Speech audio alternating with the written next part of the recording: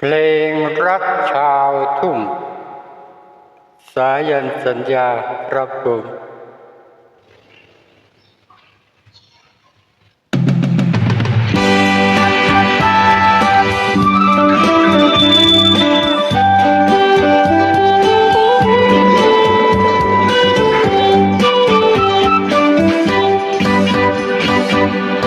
ไก่คงคอขัน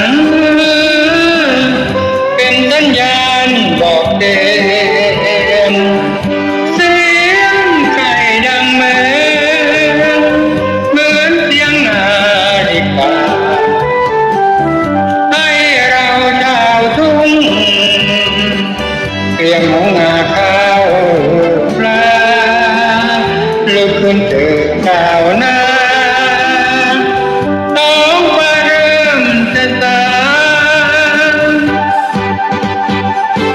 เด็กไทยออกงา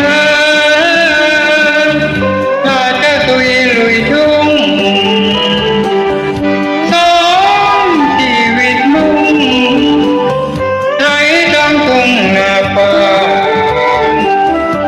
ไว้เตรียมปักจะลำไทยทำไมจืดจางหวังตั้งใจเพื่อสร้างปล่อยน้องนางบ้านนาบ้านนาราตรีเขามีแต่แสงแก้มส่องผิวปากขอร้องเพลงไปตามประสาสิ่งรักชาวทุ่งไม่มีเล่ห์มายาไปเสียสีนั่งมาคล้ายเหมือนเสียงดนตรีชีวิตบ้านนา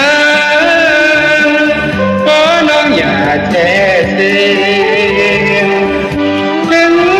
สวยไม่เหมือนเมืองป่าโตแต่ว่าบ้านนาก็เลี้ยงน้องและพี่ข้าวที่กินอยู่นี้ก็มาจากที่ท้องนา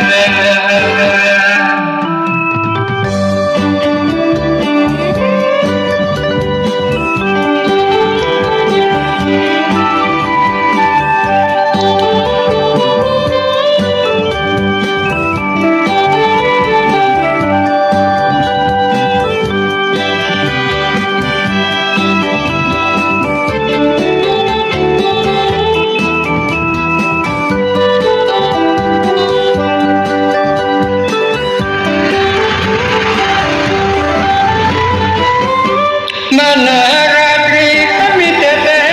แก้มส่องอยู่ปากขอร้องเพลงไปตามภาษาเพลงรักดาวทุ่งไม่มีเล่ห์มายาให้เสียสีดังมาได้เหมือนเสียงดนตรี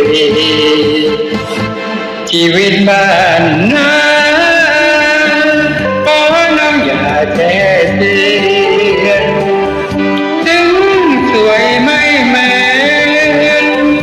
อนเมืองผาโตแต่ว่าบ้านนาก็เลี้ยงน้องแบบพี่ข้าวที่กินอยู่นี้